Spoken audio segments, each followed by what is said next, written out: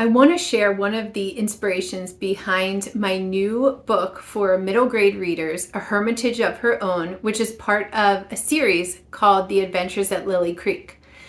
I had learned about St. Rose of Lima, and I was really touched by her story. Actually, the kids and I were listening to a CD in the car about St. Rose of Lima. It was by Holy Heroes.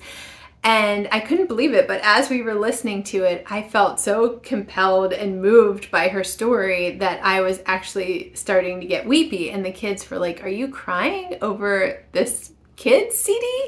Rose was connected to the Lord in such a deep way, but then she was also incredibly faithful to those around her, and she was also incredibly obedient to her parents, to the priests, to other people in her life who were in authority.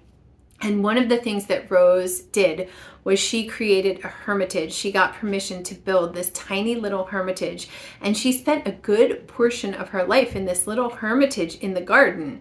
And it was basically a hermitage of her own.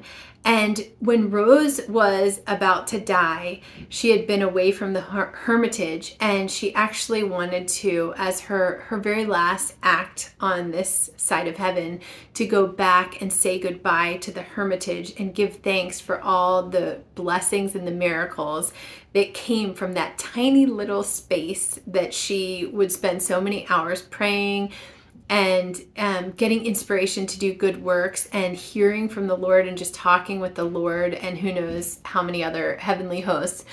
But that really inspired me, and it really set in motion this entire story. So that gives you a little background of this first book in my series and why I decided to name it A Hermitage of Her Own.